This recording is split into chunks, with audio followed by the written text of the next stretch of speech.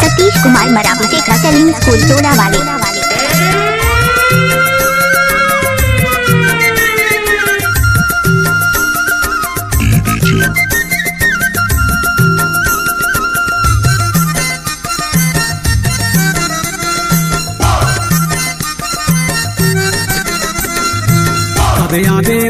कबे आवे रे सावन के पानी, तोरे बिना सुना लागे मोला बड़ा गुना हो गे, तन्हा सुखाते गोरी हाय रे गोरी तन्हा सुखाते रानी। कब छावे रे भादो के बादल, हृदय मां कर दे चिन्हा मोर संग मिला ले बिहा, जीवरा तरसत ही राजा हाय रे राजा, जीवरा तरसत ही राजा। मिक्स बार डीजे सतीश कुमार।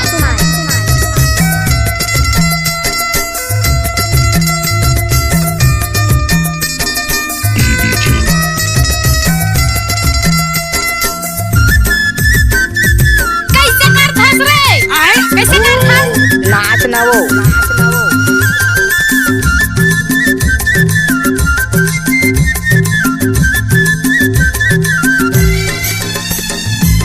छाए बादर पानी बरसाते, तोला पाए बर जीवरा तरसाते ना।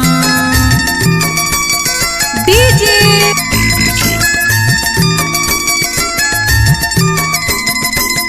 छाए बादर पानी बरसाते, तोला पाए बर जीवरा तरसाते ना।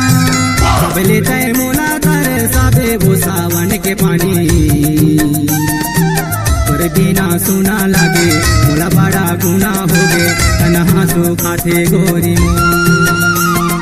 हाय रे गोरी तन्हा सुखाते रानी मोर। डीजे सतीश कुमार।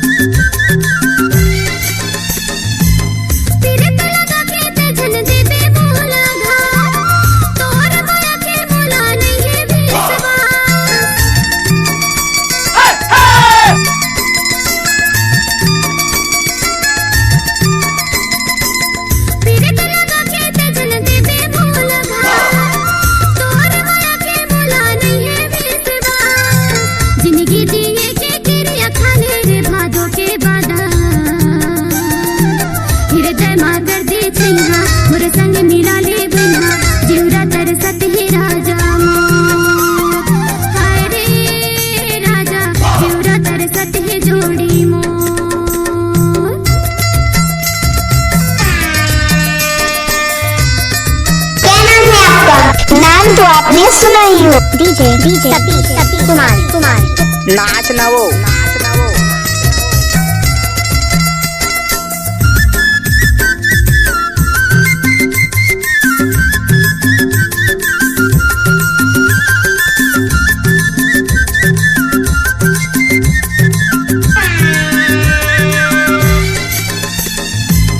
भितर के पियाला बतावा तोला का, फिर के करे जाला दिखावा तोला का।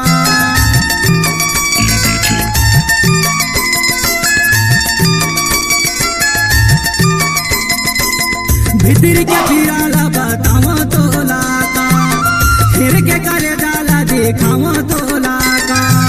सपना के से जिया साजा दे रे सावन के पानी, तोरे बिना सुना लागे बड़ा बड़ा गुना हो गे, तन्हा सुखाते गोरी हाय रे रानी तन्हा सुखाते गोरी। कबे आवे रे सावन के पानी, तोरे बिना सुना लागे मोला बड़ा गुना हो गे, तन्हा सुखाते गोरी हाय रे गोरी तनहा सुखाते गोरी तनहा सुखाते गोरी सतीश कुमार मराठे का कलिंग स्कूल टोला वाले तनहा सुखाते गोरी तनहा सुखाते गोरी चल हट। सुरभि छत्तीसगढ़ी लोक कला मंच सूरज के जोत ग्राम मौहारी पुष्पराजगढ़ अमरकंटक जिला अनूपपुर की शानदार प्रस्तुति गायक अमरपाल पोड़ते गायिका हेमा देवी की मधुर आवाज में। कार्यक्रम हेतु संपर्क करें। हमारा संपर्क नंबर है 8959749668।